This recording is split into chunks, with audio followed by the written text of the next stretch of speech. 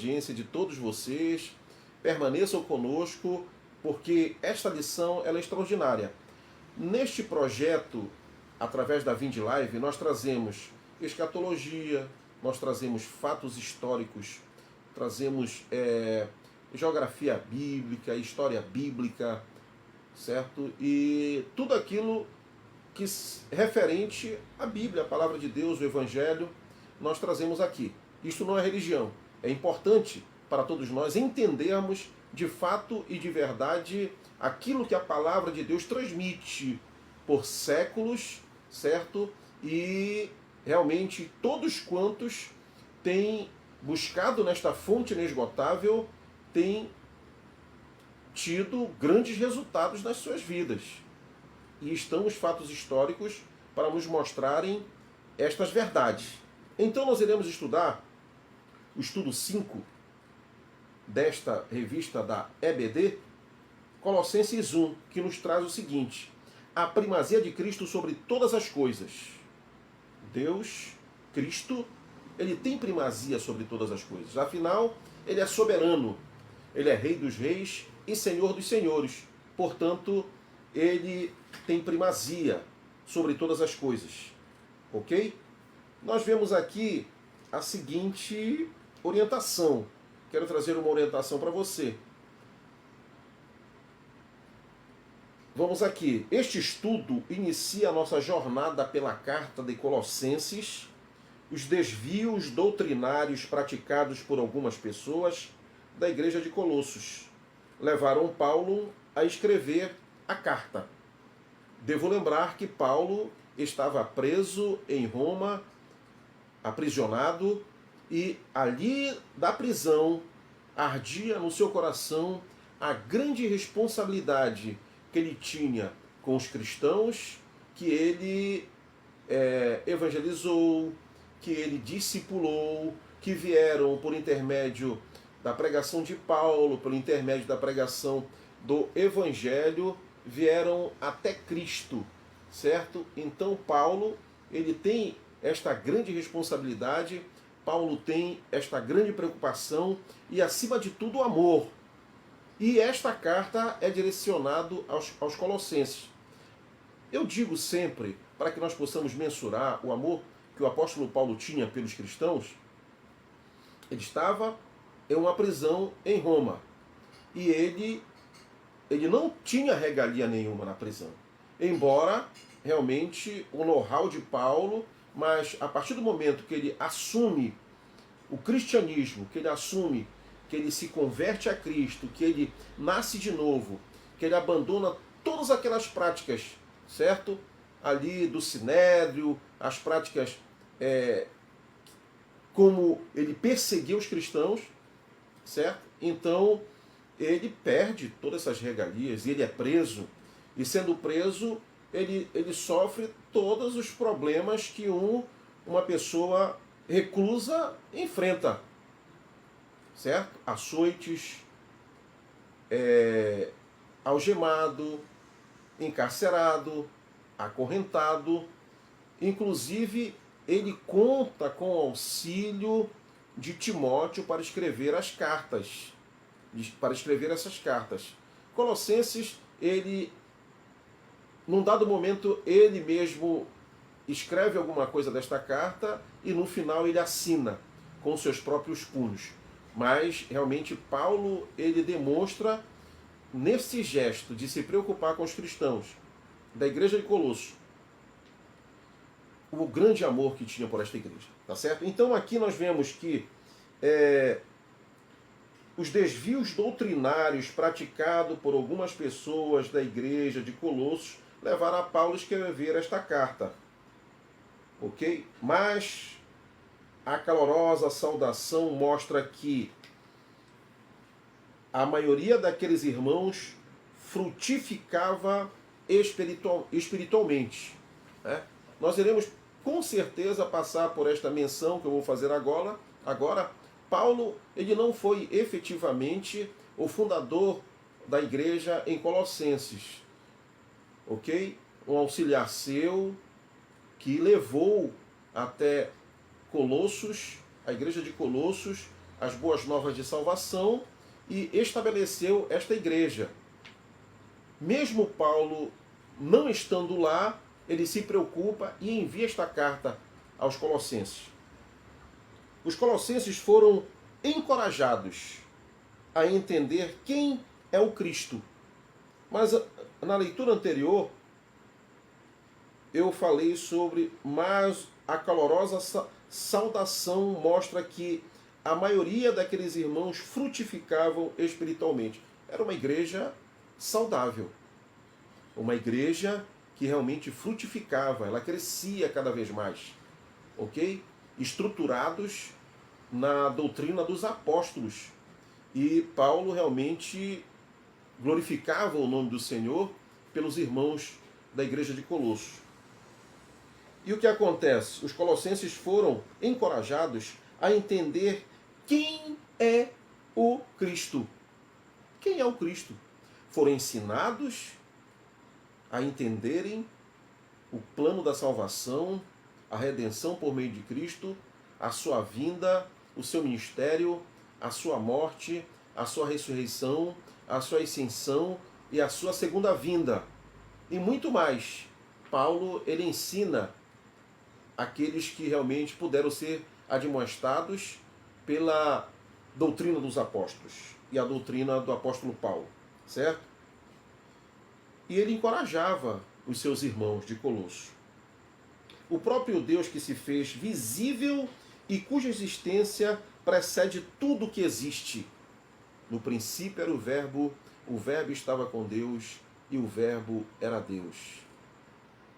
Existe desde o início, precede tudo que existe, centro de tudo o que há e cabeça sobre a qual todo o seu povo está. Né? Nós somos o corpo, Cristo é o cabeça. Tá bom? Que lindo! A carta enaltece a pessoa e o amor de Jesus, assim como a sua ressurreição. O amor de Jesus é extraordinário. Quem ouve dar crédito no amor de Jesus muda de vida. Quem atenta e entende a mensagem da cruz, o ministério do Senhor Jesus, o plano de salvação, não tem dúvidas quanto se entregar a esta bênção, a este caminho ao Senhor Jesus. Então a carta, ela enaltece a pessoa do Senhor Jesus, uma pessoa que viveu entre nós, sofreu, padeceu, certo? Amou, sentiu fome, sentiu sede, o Deus entre nós, certo? Que se humanizou por amor. Olha aqui, por amor. O amor de Jesus. Assim como a sua ressurreição. Porque venceu a morte, Jesus assegurou a vida para os que nele creem e reconciliou a criatura com o Criador através de si mesmo. O pecado fazia divisão entre Deus e os homens. Deus e os homens. Ok? E esta divisão separava totalmente a humanidade, a criação do Criador. Por que esta separação?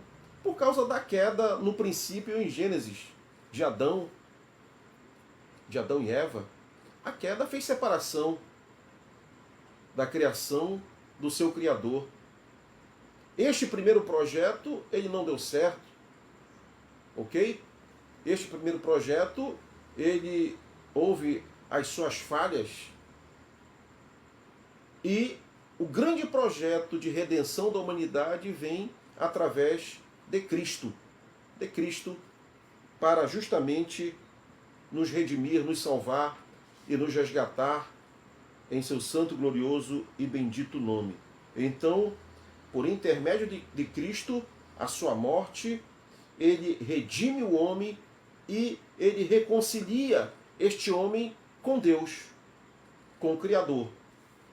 O objetivo desta lição é renovar a convicção de que Jesus é Deus. Não nos restam dúvidas. A palavra de Deus, ela enfatiza, a palavra de Deus, ela é precisa, esta inerrante verdade realmente destaca, afirma e prova que Jesus é Deus. Jesus é Deus. Então, renovar esta convicção de que Jesus é Deus. O outro objetivo desta lição é declarar que só Jesus é o Senhor da igreja.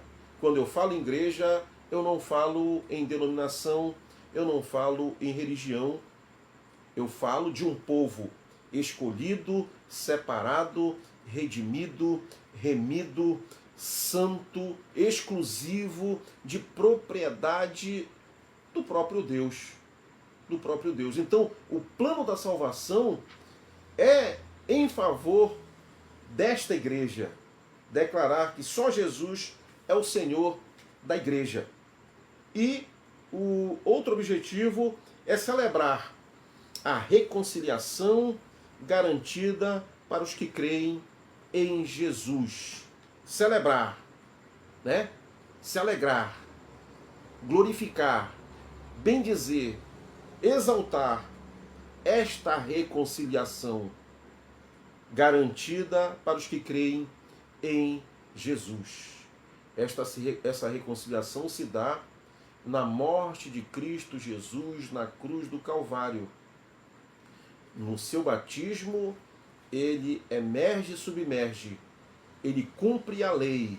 E quando João tira o Senhor Jesus das águas, o Espírito Santo vem, e este é meu Filho amado, a quem me comprazo. E ali ele recebe todas as bênçãos advindas do Eterno. Até então, toda a humanidade era maldita, porque debaixo da lei não havia um justo sequer. A coisa mais difícil, e ainda é muito difícil, ser cumpridores da lei, cumprir a lei, e se não cumpre, erra numa vírgula, é maldito, é culpado de toda. Portanto, Jesus vem, dá a sua vida, e no batismo ele cumpre totalmente, cabalmente a lei. E quando ele cumpre, o que é que a palavra diz? Todas as bênçãos recaem sobre ele. Todas as bênçãos recaem sobre ele. E ali a humanidade, ela vai ser bendita por Jesus. Ele é levado ao madeiro. No madeiro, ele ali pregado na cruz do Calvário, o que acontece? Acontece a troca. Qual é a troca? De um bendito por malditos. Certo? Nós, a humanidade maldita, e o Senhor é bendito. Esta troca é feita no Calvário, na morte de Cristo Jesus, o nosso Senhor. De um abençoado por amaldiçoados. Nós até então, ainda tínhamos sobre nós o peso de todo o pecado. De todo o pecado. Mas ele, o Senhor, recebeu do Eterno, do Pai Eterno, todas as bênçãos. Ele sobe ao Calvário como bendito. Quando ele recebe toda a maldição da humanidade, o que é que acontece? Lá no batismo, os céus se abrem. Os céus se abrem, né? E as bênçãos recaem sobre Jesus. E no Calvário, o que é que acontece? Quando ele recebe toda a maldição da criação, da humanidade, os céus se fecham. Os céus se fecham com a demonstração de todo o peso, de toda a culpa, de todo o pecado da humanidade. E ali, pelo intermédio de Cristo, nós somos reconciliados com Deus, através da sua morte na cruz do Calvário. Neste momento em que ele suspira e ele morre na cruz, talvez o inimigo, o tentador, as hostes espirituais do mal Devo dizer, o próprio inferno, quem sabe, achou que seria o fim. O Redentor estava morto, perdido, mas ele é levado ao sepulcro e no terceiro dia ele ressuscita. Ele ressuscita. Nós até então, antes da ressurreição, fomos crucificados com ele, morremos com ele e ressuscitamos com ele. Não é maravilhoso isto? Não é maravilhoso? É extraordinário. É extraordinário servir a Cristo. É extraordinário entender a redenção. É extraordinário entender a salvação. É extraordinário receber este dom gratuito de Deus, que é a vida eterna em Cristo Jesus. E nós estamos aqui estudando Colossenses. O primeiro capítulo de Colossenses é o estudo 5 desta lição da Escola Bíblica Dominical. Este é um projeto de educação cristã continuada, um projeto que é um projeto da Assembleia de Deus em Belém, no Pará, no Brasil, este projeto maravilhoso. Então, vamos aqui adiante, né, nessa lição extraordinária. O textual desta lição nos diz o seguinte: ele é a cabeça do corpo da igreja. Ele é o princípio, o primogênito dentre os mortos, para em todas as coisas ter a primazia. Anteriormente eu já falei sobre a primazia. A verdade prática é: Jesus é a resposta para todas as nossas dúvidas e necessidades. No mundo em que a dúvida ela é latente, no mundo em que a necessidade ela está aí. Inclusive a necessidade daqueles que têm tudo e não tem nada. Certo? Tem tudo e não tem nada. Porque existem muitas pessoas que estão nos seus palácios, na sua boa vida, certo? Mas tem necessidade. E esta necessidade, ela é fundamental para que o homem ele prossiga. A necessidade de Deus, a necessidade de paz, a necessidade da verdadeira alegria, a necessidade que a sua alma, o seu espírito, a sua mente, o seu coração precisam deste alimento saudável, deste alimento que muitos, embora estejam nos seus palácios, lhes falta este alimento, não buscam este alimento e estão vivendo calamidades, mesmo em meio à riqueza. Isto é importante nós entendermos desta verdade. Este estudo ele se divide em 3 tópicos. O primeiro tópico é a introdução de Colossenses, o capítulo 1, de 1 a 2. O segundo tópico é a condição dos colossenses, do capítulo 1, de 3 a 14. Certo? E o terceiro tópico é a primazia de Cristo e a aplicação pessoal. Ela é um pouco extensa, mas muito importante nós entendermos estas verdades absolutas do Evangelho. Estas verdades bíblicas da inerrante palavra de Deus. Então nós vamos aqui a esta introdução. Colossenses é um escrito de profunda exaltação a Cristo. O Espírito Santo, objetivando combater o perigo, o perigoso ensinamento que ameaçava a igreja local, conduz-nos por uma empolgante defesa da absoluta primazia de Jesus sobre tudo e todos. Tudo e todos. A primazia de Jesus sobre tudo e todos. A importância desta carta à igreja de Colossos. E eu sempre digo que esta é uma carta, os escritos de Paulo, a palavra de Deus, as cartas de Paulo e os demais livros da Bíblia, eles são atemporais, certo? Principalmente em se tratar dos livros do Novo Testamento. Eles falam com os nossos dias. Eles falam com a conjuntura atual. Eles falam da necessidade, da busca, da sede, da fome, da humanidade.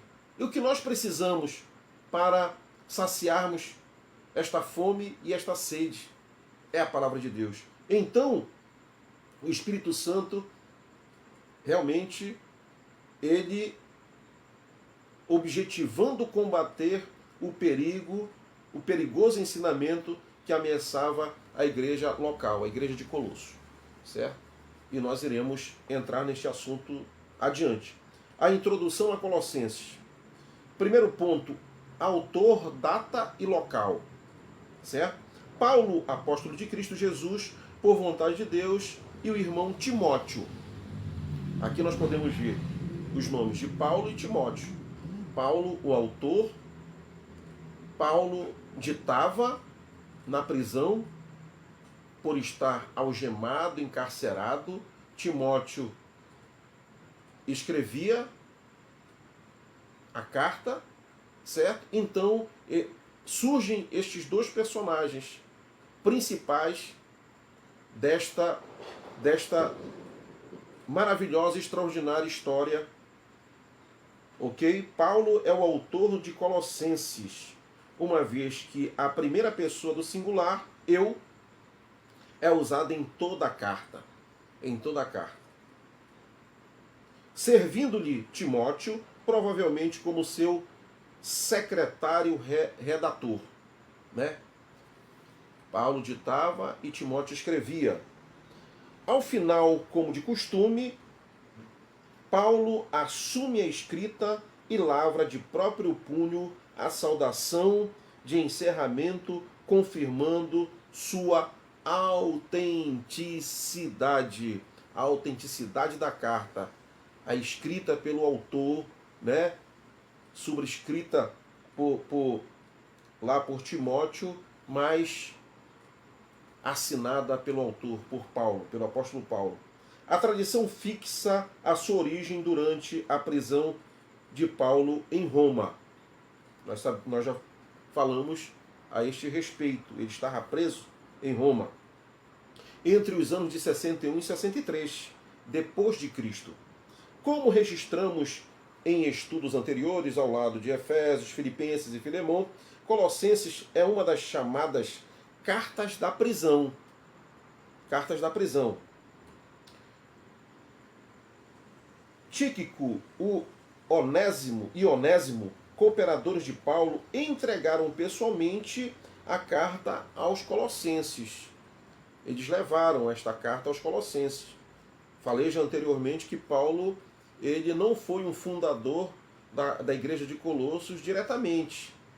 Esta boa semente foi transmitida pelos seus ensinamentos, pela doutrina dos apóstolos, certo? E estes dois cooperadores levaram esta carta aos Colossenses. O segundo ponto deste primeiro tópico, destinatários. Aos santos e fiéis irmãos em Cristo que se encontram em Colossos, graça e paz a vós outro da parte de Deus nosso Pai. A saudação aos destinatários, né, de Colossos. A cidade de Colossos, localizada a 160 quilômetros de Éfeso, região da Frígia, parte da província romana da Ásia Menor, atual Turquia. Localização. Ladeada por duas importantes cidades, Laodiceia e Hierápolis. Apesar de alguma importância comercial no passado, a cidade de Colossos, na época de Paulo, estava em franco declínio socioeconômico, enfrentando problemas terríveis economicamente. Então, vamos aqui adiante. Estavam realmente passando por problemas terríveis, problemas difíceis, né? Problemas difíceis. Olha, devo destacar que quando estamos passando por problemas terríveis, problemas difíceis, problemas que achamos não haver solução, assola a sociedade, a nossa casa, a família, certamente temos a quem recorrer. Temos a quem recorrer. O Supremo Criador dos céus e da terra. O Deus eterno, que tem em suas mãos tem todo o controle de todas as coisas. E eu devo aqui conjecturar com você que esta sociedade, este povo, esta igreja estava clamando por algo advindo do eterno, de Deus, para uma resposta às suas indagações, o seu sofrimento, a sua angústia, a sua tristeza, muitas das vezes. Certo? Então, eles estavam passando por problemas terríveis nesta ocasião. Uma crise socioeconômica terrível. Podemos ver uma semelhança com esta conjuntura lá em Colossenses com a nossa contemporaneidade.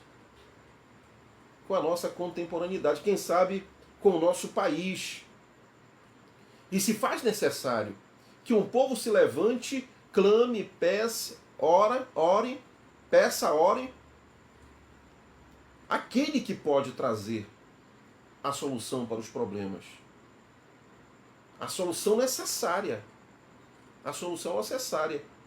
E nós, como povo, como sociedade, temos que ter coerência, fazermos a oração certa,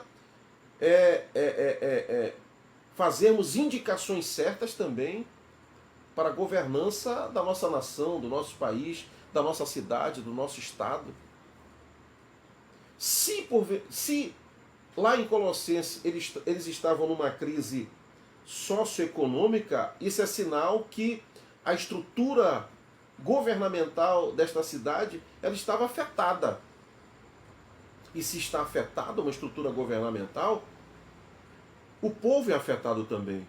Se somos governados por injustos, o povo sofre. Se somos governados por justos, o povo ele se alegra. Mas existe também uma outra situação importante que nós temos que destacar quando uma cidade, um povo, uma nação está passando por crises. Esta nação, ela pode estar debaixo de juízo. De juízo. E se está debaixo de juízo, arrependei-vos e convertei-vos. É isto que é dito para um povo, para uma nação, para uma sociedade que está debaixo de juízo. Então, tudo indica que a igreja em Colossos foi fundada por Epáfras. No versículo 7 de Colossenses 1 nós podemos constatar isto. Possivelmente convertida durante os frutíferos 3 anos de ministério de Paulo em Éfeso. Por isso, embora Paulo não tivesse visitado Colossos, falava com autoridade apostólica perante aquela comunidade de fé. Autoridade apostólica, autoridade dada por Deus, autoridade de um homem de Deus. Autoridade, embora, o que é que destaca aqui? Embora Paulo não tivesse visitado Colossos, a intimidade que Paulo tinha com o Eterno chegava até ele revelações divinas, chegava até ele informações através do próprio Espírito de Deus com relação a almas, a vidas preciosas, a pessoas que haviam ouvido o Evangelho, se convertido ao cristianismo e estavam em iminente perigo em virtude de falsas, de heresias, do outro Evangelho que era pregado, de uma série de coisas. Certo? Então, eu destaco esta menção aqui, mesmo ele não tivesse visitado Colossos, falavas com autoridade apostólica perante aquela comunidade de fé. É isto que Deus faz. Nós estamos aqui comunicando o Evangelho e muitas verdades que são ditas aqui têm sido a sua necessidade, tem sido a sua carência, tem sido a sua fome e sede. E mesmo não conhecendo você, o Espírito Santo de Deus conduz palavras que falam diretamente com você, ao seu coração, à sua casa, à sua vida, à sua situação, à sua trajetória, à sua caminhada, o que você tem pensado, o que você tem passado. Por isso que é importante você atentar para estas verdades. Por isso que é importante você não desprezar a mensagem da cruz.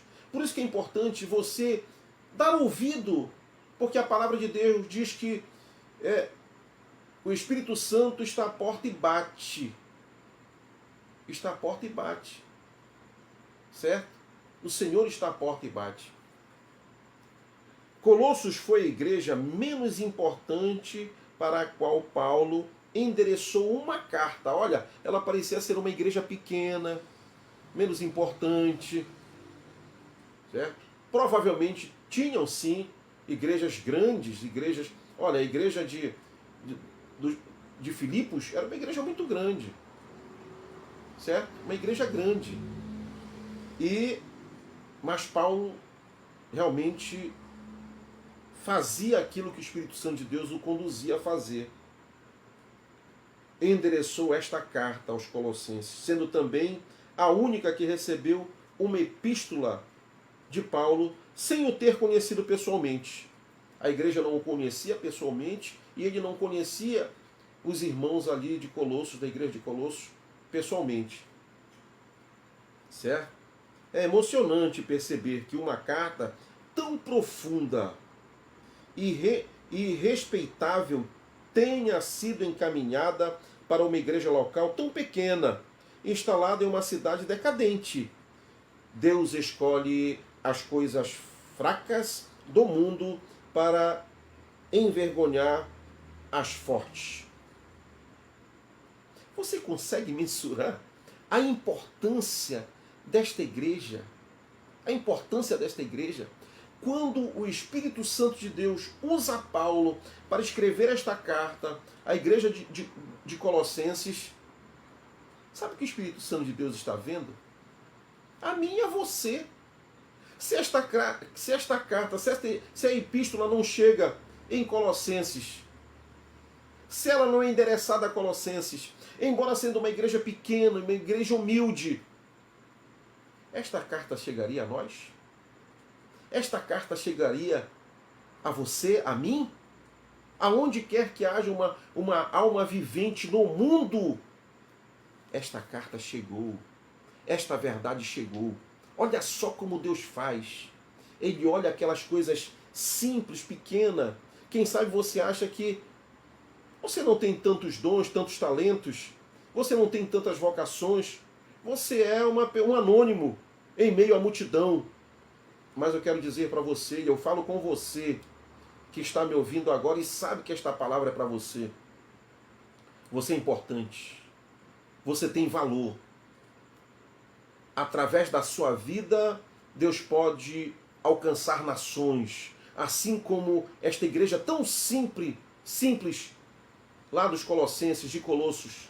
Uma igreja tão simples que através do Espírito Santo operar na vida de Paulo, Paulo escreve esta carta, escreve a epístola e esta mensagem chega a cada um de nós. Quantos já foram alcançados, libertos, consolidados através desta palavra, através desta carta endereçada a uma igreja tão pequena, uma igreja tão simples. Valorize as pessoas pequenas. Valorize as pessoas simples. Dê valor a estas pessoas. Ok? Esta congregação pequena do seu bairro, visite-a. Vá lá. Deus tem algo para você. Deus tem um milagre esperando por você. Entenda esta verdade. Entenda esta mensagem que eu estou passando neste momento para você. É o nome do Senhor Jesus. É o nome do Senhor Jesus. Sabe qual a importância de nós estarmos comunicando agora, neste momento? Nós enfrentamos algumas lutas para entrar no ar. A internet não estava funcionando. O som aqui, para mim poder falar da estação Vinde, também estava com problema.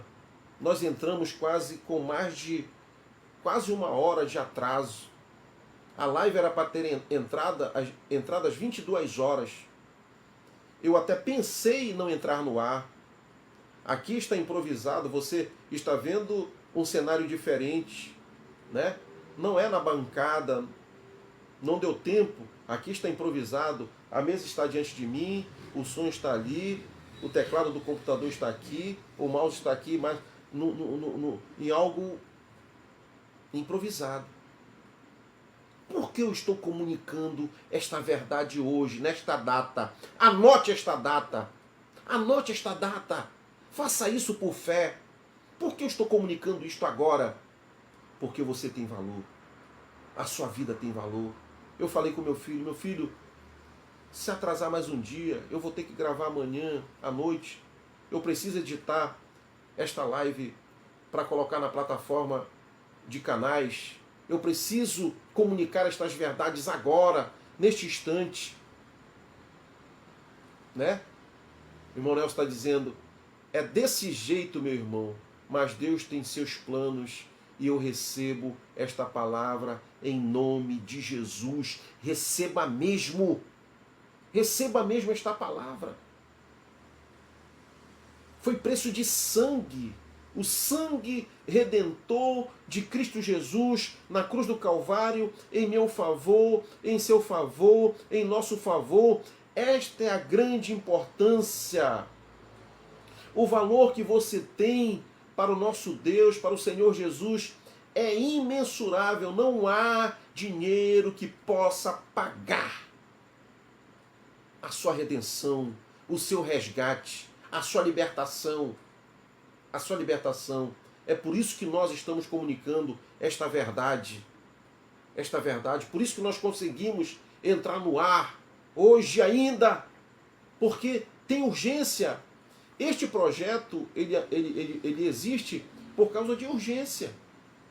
Rose Santos, que Deus abençoe, querida, a sua vida em nome do Senhor Jesus. Eu estava em casa, um amigo meu me ligou pela madrugada. Ele estava com ansiedade, falta de ar, passando muito mal. Nós oramos juntos, eu orei por ele. No outro dia nós nos comunicamos, ele já estava bem, está bem inclusive, hoje está bem. É um amigo meu, um radialista, pastor, uma pessoa extraordinária, certo? E eu estava com desejo de colocar este projeto em prática, que é a Vinde Live, nas plataformas. E está aqui, por uma urgência, por uma necessidade. Hoje eu falo a milhares. Hoje eu falo para Belém, para o Pará, para o Brasil, para o mundo, através destas plataformas extraordinárias, abençoadas, por amor às almas, por amor a você, por amor às vidas, por amor destes que estão tateando ali na escuridão, estão andando por terrenos minados, estão na larga porta que levará à eternidade sem Deus, sem paz e sem salvação. É por este motivo que nós estamos comunicando aqui. Aparecida Muniz, que Deus abençoe. Antônio, que Deus abençoe. Colossos foi esta igreja, simples, pequena. E é emocionante perceber uma carta tão profunda, esta carta que eu estou comunicando para você. É por isso que ela chegou até nós, porque ela foi endereçada a pessoas humildes, a pessoas simples, pareciam sem significado algum. Paulo, com todo o seu know-how, mesmo em uma prisão, ele endereçou cartas a grandes igrejas, mas ele não esqueceu da igreja de Colossos, dos Colossenses. instalado em uma cidade decadente. Deus escolheu as coisas fracas, Ele escolhe a mim e a você. As coisas simples. As coisas simples. Quem sabe no seu departamento você está passando por uma luta, na sua família, na sua casa, na sua própria igreja. Certo? Mas você é um escolhido de Deus. Escolhido de Deus.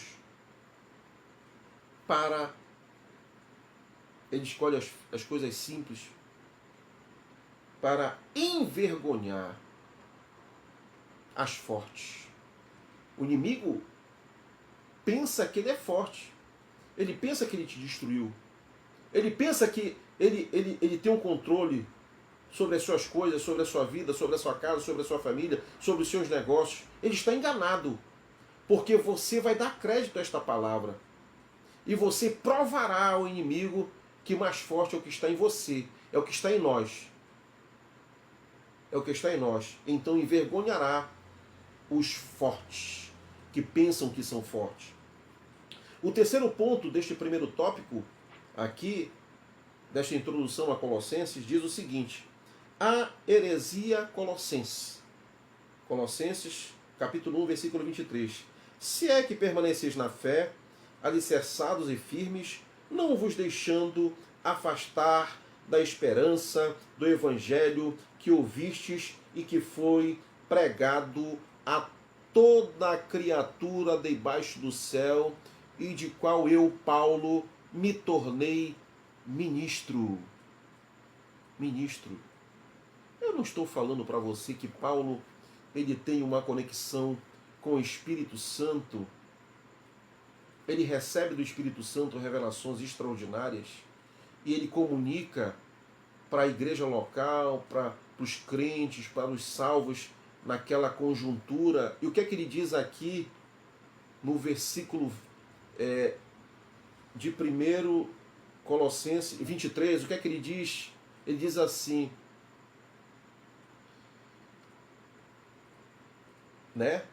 Se que permaneceis na fé, alicerçados e firmes, não vos deixando afastar da esperança do evangelho que ouvistes, a igreja local ouviu, nós estamos ouvindo, você está ouvindo, e que foi pregado a toda criatura debaixo do céu. Olha só, a toda criatura debaixo do céu, e de qual eu, Paulo, me tornei ministro. Ministro. Olha esta verdade extraordinária. Paulo fala para a criatura, para as criaturas que estão debaixo dos céus, para toda criatura, certo? Ele fala exatamente, eu quero encontrar aqui, ele fala para mim e para você esta verdade, esta palavra atemporal, no ano 60 e 63 depois de Cristo. Isto é amor, não é por mim e por você? Isto é amor, não é pela humanidade? Isto é ou não é uma revelação dada por Deus? A todo mundo esta verdade chega e Paulo se torna ministro desta verdade, prega esta verdade, vive estas verdades. Epáfras foi a Roma e pediu a ajuda de Paulo no enfrentamento de algumas doutrinas ameaçadoras da igreja local. Estavam passando por problemas. Estavam passando por problemas de doutrinas do outro evangelho. Paulo escreveu aos Colossenses a fim de combater esses ensinamentos heréticos e apresentar-se claramente a verdade do evangelho. Por que é importante combater as heresias? Porque põe em risco a nossa salvação. Põe em risco a nossa caminhada de fé. Põe em risco a nossa comunhão com Deus, a nossa redenção. Se nós estamos vacilantes na nossa fé, se nós estamos sendo ali, né, confundidos por heresias, a nossa salvação ela está sendo colocada em risco. É por isso que se faz necessário combater a heresia o outro evangelho, como diz Paulo, a chamada heresia colossense. A chamada heresia colossense. Né? Então, combate estes ensinamentos heréticos e apresenta claramente a verdade do Evangelho. Qual é a verdade do Evangelho? É Cristo. Qual é a verdade do Evangelho? A troca que eu falei anteriormente. Desde o batismo até a cruz, a ressurreição, a troca de um bendito por malditos. Esta verdade absoluta é a verdade do Evangelho. É a mensagem da cruz. Esta é a verdade absoluta que nós temos que entender. Nós temos que entender. A chamada heresia colossense era uma perigosa doutrina sincretista, combinando elementos do legalismo judaico e das filosofias pagãs, especialmente o gnosticismo. Constituíam traços de deturpação da crença judaica, debates relacionados e a observância de dietéticas, a guarda do sábado, rito também da circuncisão e provavelmente função mediadora dos anjos. Não existe função mediadora dos anjos. Quem media entre nós e Deus é Cristo. É Cristo. Certo? Não existe esta questão da função mediadora dos anjos. O rito da circuncisão não cabe aos gentios e muito menos tem relação com a salvação. Tem relação com a salvação. Certo? A questão também é muito bom, é muito bonito, é maravilhoso a pessoa tirar um dia para orar, para jejuar, para adorar a Deus, mas é importante sabermos que todo dia é dia de adorar, todo dia é dia de jejuar, todo dia é dia de consagrar, todos os dias são santos. É bom que as pessoas, elas, mas não com uma finalidade de que, não, se eu não fizer isto, eu perco a minha salvação. Se eu não guardar este dia, eu já estou levando prejuízo. Negativo. Negativo. Então, estas verdades, Paulo se preocupava em esclarecer o povo. Que estas heresias, na atual conjuntura, ainda elas são apregoadas, são faladas, são ensinadas. Certo? Esta questão dietética também é algo que você não cabe comer tudo que é no mercado. Vamos adiante. Certo? Então aqui nós vemos já a ênfase à sabedoria e conhecimentos, poderosas forças cósmicas, atuantes, espíritos intermediários e desprezo à matéria, corpo, refletem a filosofia grega. Então, era um emaranhado de heresias, era um emaranhado de coisas que vem com finalidade de abalar a fé. Abalar a fé dos cristãos.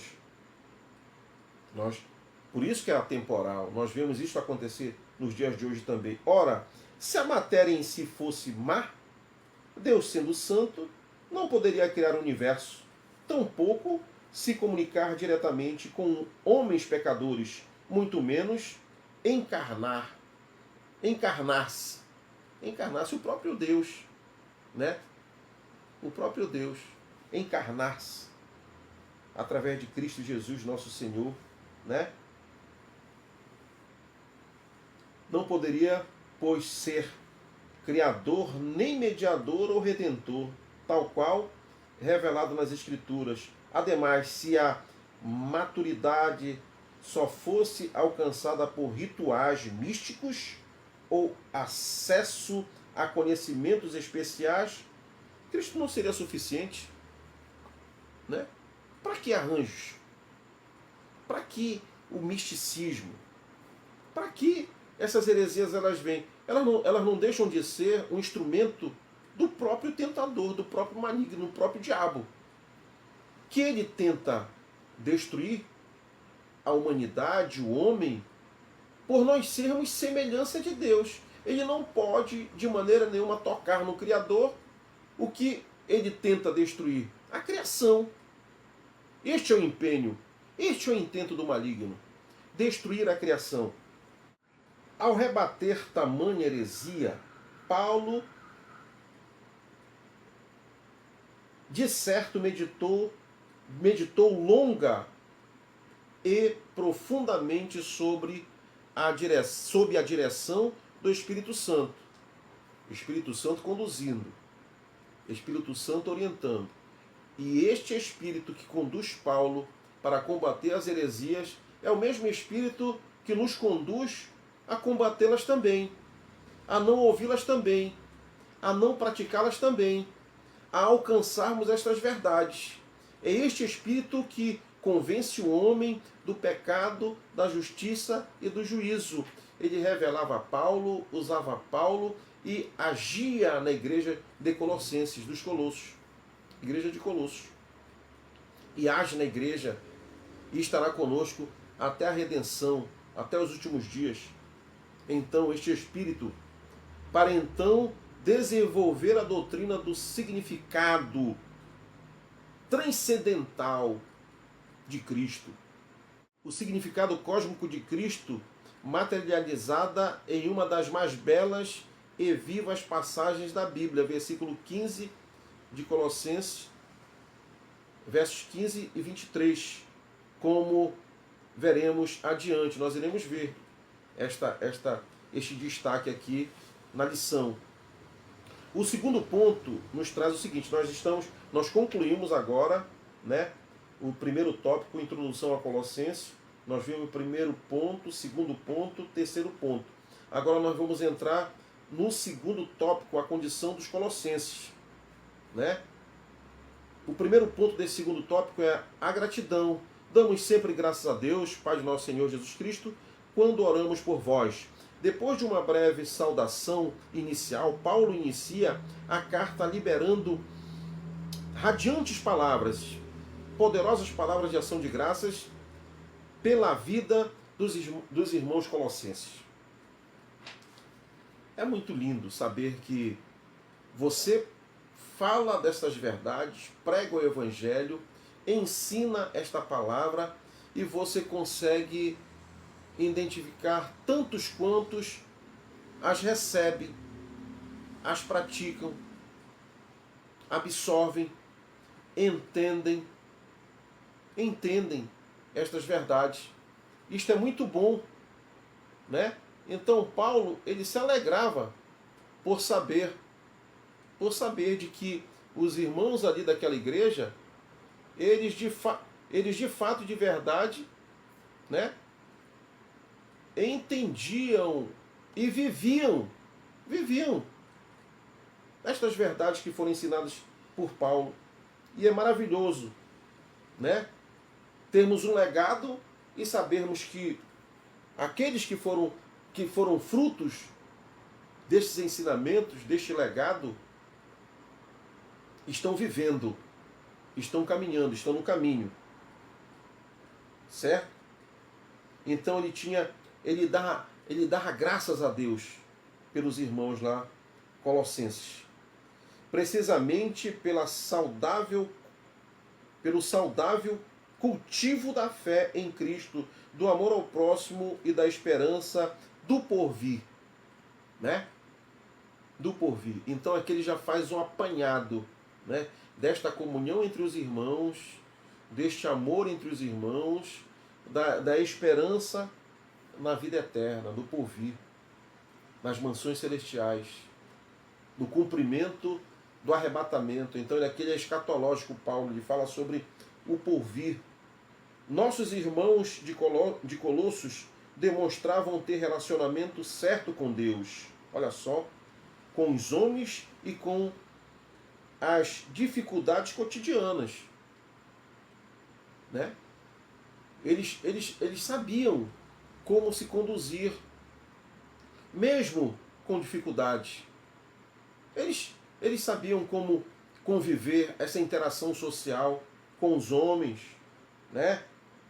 As suas relações com Deus e no cotidiano também. Em suma, Paulo agradeceu ao Pai pela presença entre os colossenses da tríade de virtudes cristãs: fé, esperança e amor. Fé, esperança e amor. Tremenda tríade. Esse saudável panorama espiritual não decorria do simples esforço pessoal, mas da ação transformadora da verdade do Evangelho. A Santa Trindade era patente na vida daqueles irmãos. Logo, tudo era genuíno, fruto do Espírito Santo. Por isso que aquela igreja era saudável. Por isso que aquela igreja crescia. Por isso que aquela igreja, embora na sua simplicidade, ela fazia a diferença naquela sociedade, naquela conjuntura. E Paulo se alegrava por isso. Ele via a atuação do Espírito Santo na vida dos irmãos e os frutos que eram gerados por este Espírito, né? A graça de Deus derramada sobre a pequena e humilde igreja de Colossos estava gerando crescimento e fertilidade espiritual visível. Que bom ter uma fé saudável. Que bom ter convicção, ter certeza de que nós estamos trilhando o caminho certo da redenção, da salvação, em servirmos a Cristo, em não olharmos para trás, em não restar dúvidas quanto a isto. Então, esta convicção, este alicerce que a igreja de Colossos tinha, Paulo se gloriava, Paulo glorificava a Deus. Isto é motivo de alegria para todos nós, né? Para todos nós. Em saber que é possível, estarmos firmes, estarmos seguindo com convicção o caminho do Evangelho, seguindo a Cristo, servindo a Cristo. Paulo, mesmo preso e enfrentando graves necessidades pessoais, demonstra preocupação sincera e amorosa com a fé de irmãos em Cristo que sequer conheciam pessoalmente, servindo de exemplo para todos nós. Amar ao próximo como a si mesmo. Amar até os nossos próprios inimigos. A palavra de Deus nos diz, né?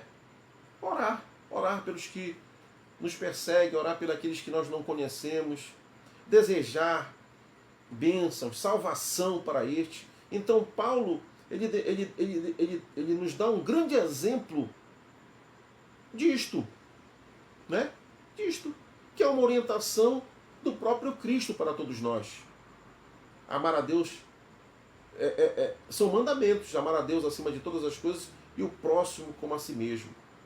Isso é maravilhoso, colocar em prática esta verdade. Aqui é o segundo ponto, oração, né?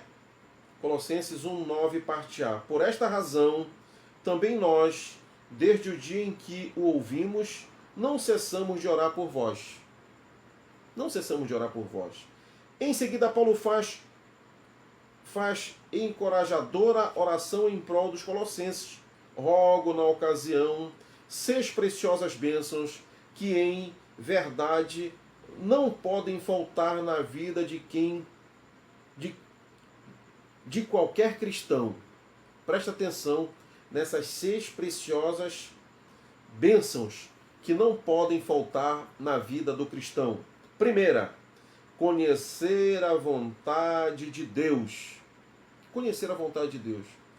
Qual é a vontade de Deus para a sua vida? Você já se perguntou isto? Qual é a vontade de Deus para a sua vida? É que nós sejamos salvos. É que nós sejamos felizes.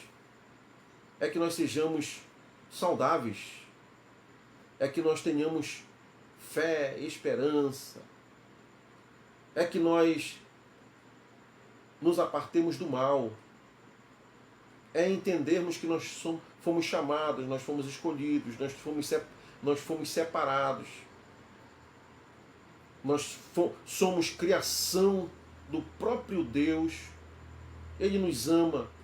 Então este primeiro ponto, todo crente, todo cristão tem que entender e saber. Conhecer a vontade de Deus. Em resumo, qual é a vontade de Deus para as nossas vidas? A palavra de Deus diz que ela é boa e agradável. Pense em tudo que é bom na vida. Pense em tudo que é agradável nesta vida e no porvir. Esta é a vontade de Deus para você. Se você tinha dúvidas, se você não entendia, ou se você não sabia qual a vontade de Deus para você, é esta. É boa e agradável para todos nós. Este é o primeiro ponto. É a primeira verdade. A segunda verdade é praticar discernimento espiritual. Certo? Quando nós somos orientados pelo Espírito Santo de Deus, nós temos discernimento espiritual. Paulo teve discernimento espiritual quanto à igreja que estava enfrentando problemas terríveis lá de heresias. A própria igreja, né, teve esse discernimento também. Certo? Teve esse discernimento também. Aqueles que foram os emissários da carta de Paulo a Colossenses tiveram também este discernimento.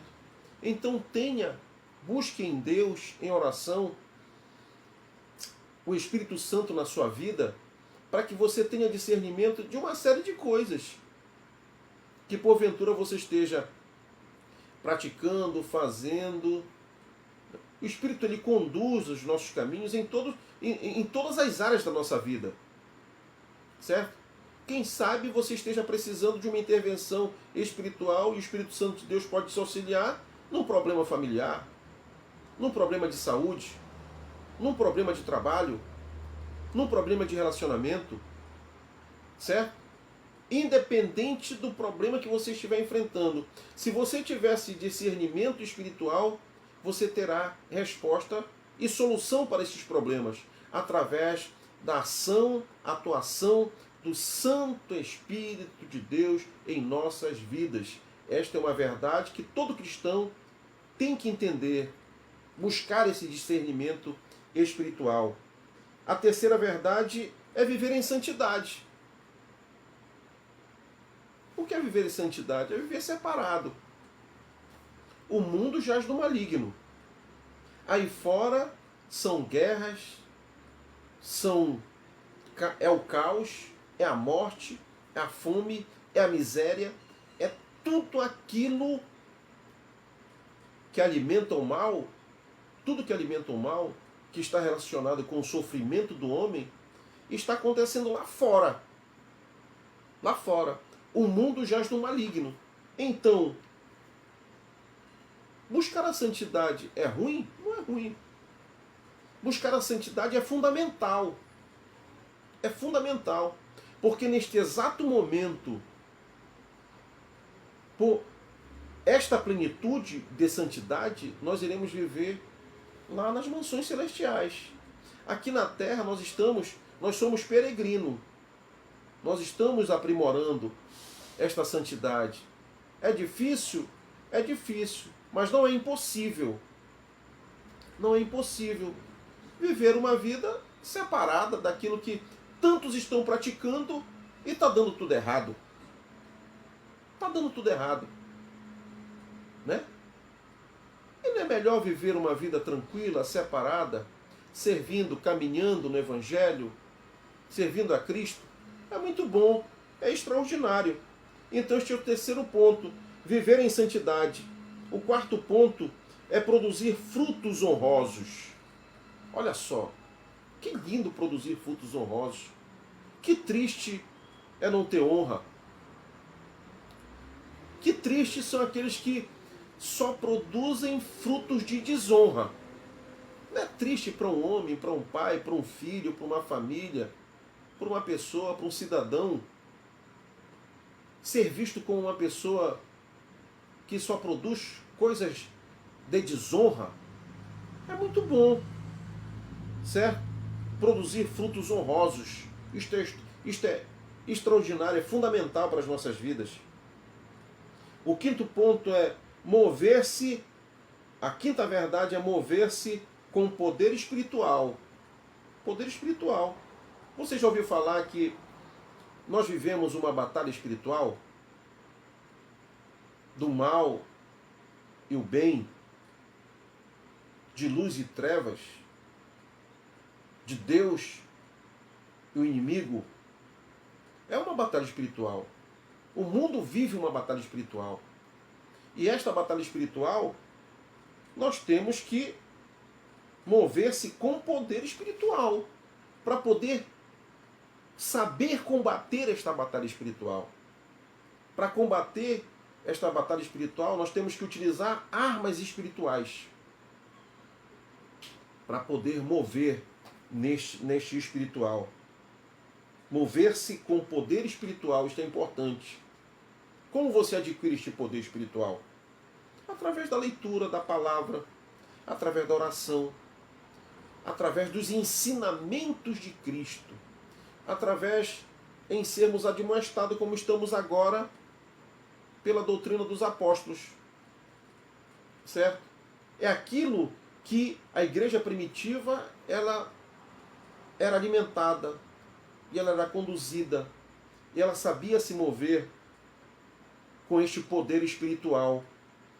E nós temos muitos cristãos, irmãos, salvos, separados, que sabem se mover com este poder espiritual. Hoje, porque a igreja ela é dinâmica. A igreja, o povo de Deus, ele não está atrasado, ele não está parado, ele não está estacionado. A igreja ela avança. A igreja ela se multiplica. A igreja ela cresce. Quando as pessoas dizem, não, porque o cristianismo está ultrapassado, isso são heresias, isso são inverdades. Isto são inverdades. Certo?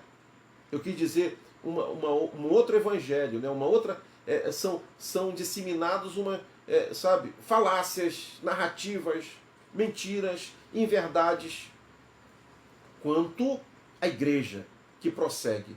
E a palavra de Deus diz que serão tantos quantos a areia da praia. Tanto quanto a areia da praia. São os salvos, o número dos salvos. Que bênção, que bênção. É nós estarmos aqui conversando, sabendo que o Espírito Santo de Deus está atuando em todos os lugares, em todos os momentos, inclusive aí onde você está, na sua casa, na sua família, onde quer que você esteja, na sua vida. Ele está operando estas coisas maravilhosas, extraordinárias, que é esta boa semente do Evangelho, certo? E a sexta e última verdade é manter o espírito alegre e grato. A alegria do Senhor é a nossa força. No Senhor, na bondade do Senhor, a gratidão, nós somos gratos pelo que Ele é. Então, isto é importante. Manter o espírito alegre e grato. Quem mantém este espírito alegre? O nosso espírito alegre. Quem mantém, quem nos traz o reconhecimento de tudo aquilo que o Senhor, de todos os benefícios que o Senhor promove nas nossas vidas, para que nós sejamos gratos? É o Espírito Santo de Deus. Então, eu devo dizer que é quase que impossível quem não tem este Espírito, quem não tem relação, quem não é conduzido pelo Espírito Santo de Deus, não tem alegria. Não tem alegria verdadeira. E em vez da gratidão, murmuram, se queixam, reclamam. Certo? Reclamam. Desejam até não existirem, porque desconhecem os benefícios que o nosso Deus pode promover da vida daqueles que se achegam a Ele. Achegai-vos a mim, e eu me achegarei a vós. Toda a responsabilidade está sobre o homem em se apartar de Deus, em se apartar das bênçãos de Deus, em não receber as bênçãos de Deus. Esta responsabilidade está sobre o homem, o próprio homem. O homem que escolhe os seus próprios caminhos. O homem que se conduz a sua vida em caminhos tortuosos. Certo? Atenção para a magnífica conexão espiritual. Conhecer a Deus, né? Conhecer a Deus, promover sabedoria, santidade e serviço, vivenciados na força do Senhor e impulsionados por alegria e gratidão. Isso aqui são atenções para a magnífica conexão espiritual. Isto que acontece. Quem tem uma conexão espiritual, ele conhece a Deus, né? Promove sabedoria e santidade e serviço. Deus faz isso. Vivencia, e a pessoa que conhece a Deus também vive estas maravilhas, vivenciados na força do Senhor. Nós podemos vivenciar isto na força do Senhor. E impulsionados por alegria e gratidão. Com um detalhe, tudo em fartura. Tudo em fartura. Né? Transbordeis, pleno toda. Isto é fartura. É transbordar plenamente. Certo?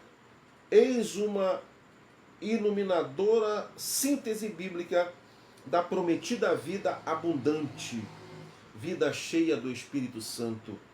O conteúdo desta oração difere da tônica imediatista, egoísta e, sobretudo, materialista que marcam muitas das nossas orações. Né? Nosso coração deve estar voltado para bênçãos espirituais, para as bênçãos espirituais. Ao assim proceder, tudo o mais nos será acrescentado. O terceiro ponto deste segundo tópico é a libertação. Ele nos libertou do império das trevas e nos transportou para o reino do Filho do seu amor, de mesma forma que Deus resgatou o seu povo da escravidão do Egito, assim também Jesus nos libertou do domínio de Satanás. Não só nos tirou da lama do pecado, como também colocou nossos pés sobre uma rocha e nos firmou os passos, levando-nos para a sua maravilhosa luz. Saia das trevas agora. Saia aí da beira do abismo agora. Desvie os seus pés deste terreno minado que pode, num segundo, destruir a sua vida. É aí fora. É onde a guerra, onde a fome, onde a miséria, onde a ruína, onde a potestade, os principados estão dominando este mundo. Achegue-se a Cristo enquanto há tempo. Venha para a luz. Trata-se da operação de resgate mais espetacular da história humana. É um resgate espetacular. De filhos da ira, éramos filhos da ira. De inimigos de Deus, passamos a filhos de Deus. A filhos de Deus. Assim como os colossenses, estamos no reino de Cristo, sujeitos à sua sábia direção e total proteção. Na sua casa você pode entregar a sua casa, a sua família, os seus passos, os seus caminhos ao governo de Deus, de Cristo, do Espírito Santo. venha fazer parte do reino de Cristo.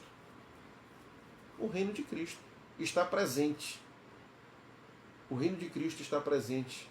É a própria ação do Espírito Santo de Deus em nossas vidas. Certo?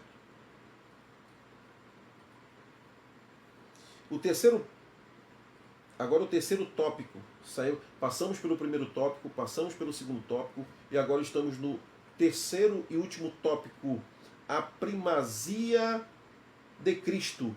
Veja que nos versículos 13 ao 15, de Colossenses, Paulo enfatizou que a verdadeira libertação cristã se expressa no autocontrole, no serviço de amor ao próximo e na obediência à lei de Deus. A questão agora é como estas coisas são possíveis. Como elas são possíveis? E a resposta é pelo poder do Espírito Santo. Portanto, o cristão deve andar no Espírito para não satisfazer os desejos incontidos da carne. A carne, ela deseja tudo que ela possa alcançar. E principalmente, né, a natureza do homem, ela é carnal, a natureza do homem, ela é má, a palavra de Deus diz assim, certo? Então este homem, ele precisa ter o controle e a condução do Espírito Santo, para que ele possa realmente andar em veredas de verdade, de justiça, em santidade, certo? Então é possível,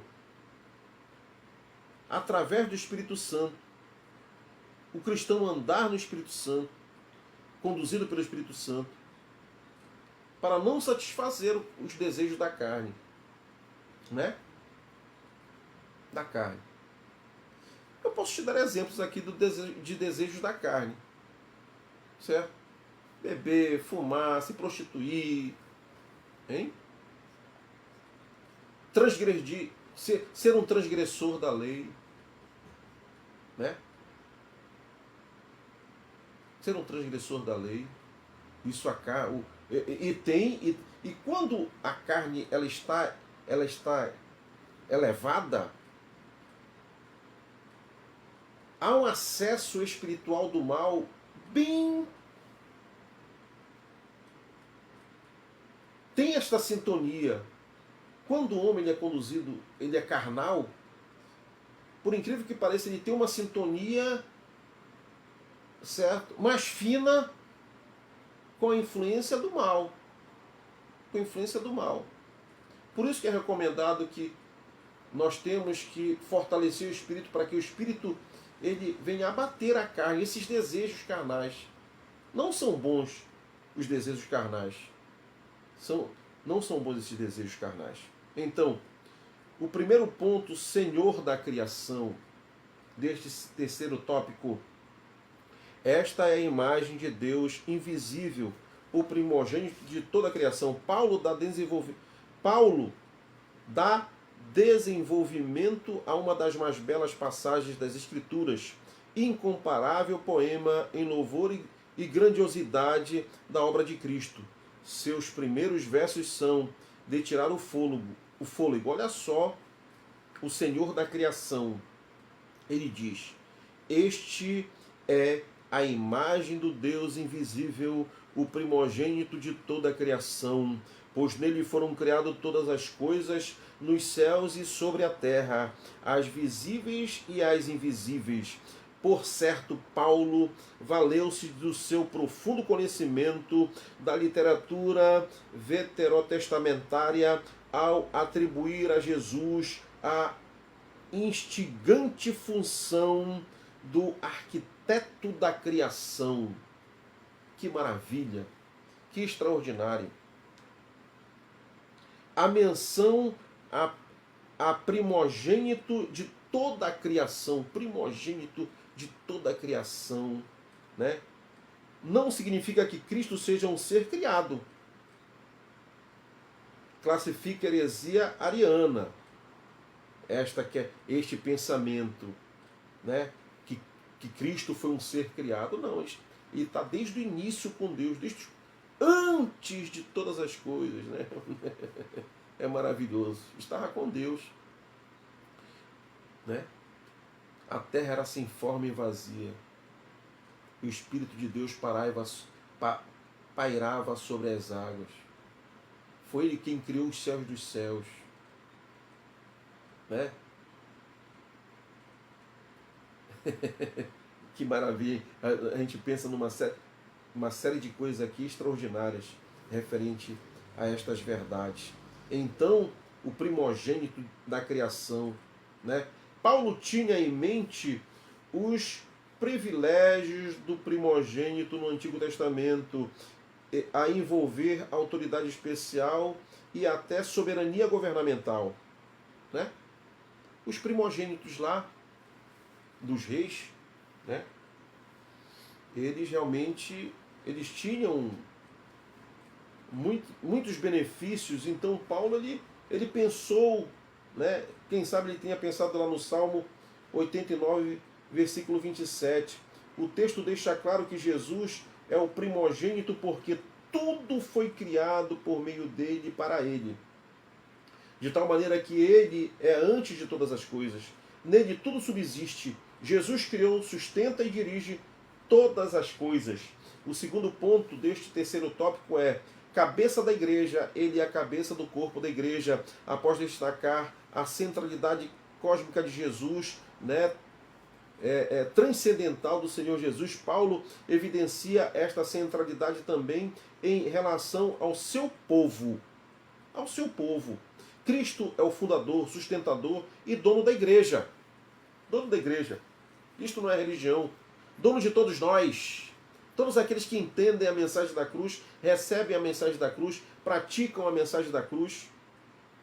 Cristo é o fundador, sustentador de toda a igreja e dono da igreja. A santa, imaculada, separada, né? Esta aqui ela não tem placa, não tem CNPJ e nem tem carteirinha, certo? Por ser seu corpo, Jesus mantém relacionamento vivo e íntimo com os seus. Tanto que perseguir a igreja é perseguir pessoalmente a Jesus, né? Paulo, por que me persegues? Quando o Senhor fala com ele ali, quando ele cai no caminho lá em Damasco, Paulo, por que me persegues? Ele perseguia a igreja. Então, perseguir a igreja é perseguir o próprio Cristo, certo? Ele é a fonte da vida, poder e alegria da igreja. Jesus é a cabeça da igreja. Por isso que eu digo que esta igreja ela é separada, ela é santa, ela é eleita, ela é a noiva, ela é a noiva. Jesus é o cabeça desta igreja, certo? Não são reis, ele é o supremo, ele é o rei dos reis, ele é o supremo sacerdote, não são líderes eclesiásticos, não são líderes religiosos, não são bispos, não são apóstolos, não são padres, papas, não, de maneira nenhuma, certo? Jesus é o cabeça da igreja. Não é Pedro, não é João, não é José, não é Maria, não é o próprio Paulo, porque Paulo inclusive defende, ele enfatiza isto, que Jesus é o cabeça da igreja, certo? Paulo também revela que Jesus é o princípio e primogênito dentre os mortos, para em todas as coisas ter primazia. Aqui o apóstolo dos gentios rememora a ressurreição de Cristo como evento-chave para a nova vida disponível à igreja. O evento-chave é aquilo. Na sua ressurreição, nós ressurgimos, nós ressuscitamos também. Na ressurreição de Cristo, nós ressuscitamos também. Certo? Esta nova vida é disponível à igreja. Nova vida em Cristo. A morte foi vencida e Cristo reina. Cristo reina. Olha só. Por isso somos mais que vencedores em Cristo Jesus. Romanos 8,37. Em seguida, Paulo declara que aprove a Deus que nele residisse toda a plenitude. Mais uma vez, o apóstolo explora memórias do Antigo Testamento, quando Deus enchia o tabernáculo e o templo com a sua presença, né? Com a presença de Deus. Aprove a Deus que nele resistisse toda a plenitude. Toda a plenitude. Né? Então ele faz menção, né? Quando a glória de Deus enchia o tabernáculo, o templo, a sua plenitude. Né? Então, de fato, ver a Jesus é ver o próprio Deus. Não havia necessidade de buscar seres intermediários, desejar determinadas visões ou perseguir, né, conhecimentos misteriosos, fábulas, a fim de alcançar o coração do Pai. Como falsos mestres estavam a ensinar aos colossenses. Cristo é suficiente. Não é preciso arranjo nenhum. Cristo é suficiente. Certo? Quando as pessoas desprezam a suficiência de Cristo, porque é o dia que tem que guardar, porque é a circuncisão, porque é a adoração aos anjos, porque é comida e bebida, certo? Eles desprezam a suficiência de Cristo. Quando é o sacrifício, quando é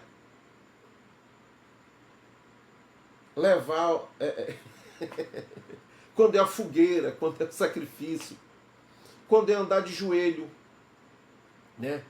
Quando é subir escada, descer escada, segurar a corda, puxar a corda, né? Todo o sacrifício já foi feito na cruz do Calvário. E este sacrifício é suficiente. A morte de Cristo é suficiente. Além disso, está totalmente fora. Está totalmente fora. Certo? Temos que ter esta consciência. Temos que entender esta verdade. O terceiro e último ponto, promotor da reconciliação. Colossenses 1,20, e que, havendo feito a paz pelo sangue da sua cruz, por meio dele reconciliasse consigo mesmo todas as coisas que sobre a terra, quer nos céus. O que é que nós vemos aqui? A queda gerou impacto em toda a criação, a queda do homem. Podemos ver isto em Gênesis, que ficou sujeita à vaidade e foi lançada no cativeiro da corrupção. Sofre até agora na expectativa do tempo da sua libertação. A humanidade ela sofre até agora com essa expectativa. Daí o porquê de Jesus ter morrido para reconciliar consigo mesmo não apenas a raça humana, mas todas as coisas. Todas as coisas. Porém, reconciliação universal não significa salvação universal. É um equívoco a crença de que, no fim dos tempos, todos os seres serão salvos. Pelo contrário, muitos integrantes da criação serão subjugados e perecerão. Temos que ter esta convicção, esta consciência. Todos que desprezam o sacrifício de Cristo, não reconhecem a morte de Jesus para a nossa redenção, esses não têm parte com Deus. Né? Todo aquele que crer será salvo. Crer no unigênito Filho de Deus. Então muitos serão subjugados e perecerão nos últimos dias. Somente aqueles que crerem em Jesus serão salvos. Paulo anuncia não redenção cósmica, mas restauração. Restauração de todas as coisas. De todas as coisas. Ao final do capítulo, o Espírito Santo nos encoraja a permanecer firmes na fé em Cristo e na esperança do Evangelho. Afinal, nosso trabalho nunca é vão no Senhor. Tem aplicação pessoal aqui no final da lição, que é: Jesus dá coerência e sentido não apenas para as nossas vidas, mas para o universo inteiro. O universo inteiro. Em Cristo tudo se conecta e encontra real propósito. Alegre-se nesta bendita verdade. Meu filho, um abraço, que Deus te abençoe, um beijo, te amo, em nome do Senhor Jesus. Meu filho está acompanhando a Vinde Live. Chegamos quase que no final desta programação. Quero fazer uma oração para concluir esta programação. Senhor, estamos na tua presença. Muito obrigado por esta grande oportunidade, extraordinária oportunidade em comunicar, em compartilhar o teu evangelho, estas verdades absolutas. Pai, fala aos corações, trabalha aos corações, levanta os caídos, fortalece os fracos, reconcilia os desviados contigo, salva os pecadores, cura os enfermos, liberta os opressos. Pai, abençoa o órfão, a viúva, Jerusalém e Israel, dá-nos uma noite de paz, de bênção, um dia de vitórias, uma semana de bênçãos. Meu Deus, todos quantos estão acompanhando a Vinde Live nas grandes plataformas de Belém, do Pará, do Brasil e do mundo, que a sua bênção os alcance, que o Espírito Santo de Deus fale a cada coração e que eles possam ter um encontro marcante com o Senhor e esta consciência venha se aflorar em suas vidas de que eles precisam entregar as suas vidas ao Senhor Jesus, entregar agora, neste momento, dizendo: eu aceito o Senhor Jesus como o meu único e suficiente Salvador. Escreve os seus nomes no livro da vida, Senhor, destes tantos quantos irão receber-te como Salvador. Em o nome de Jesus é que eu te peço essas bênçãos e te agradeço hoje e para todo sempre. Chegamos no final desta programação. Voltaremos no sábado. No sábado. Tá certo? Ao Deus eterno, imortal e invisível, honras e glórias pelos séculos dos séculos. Amém.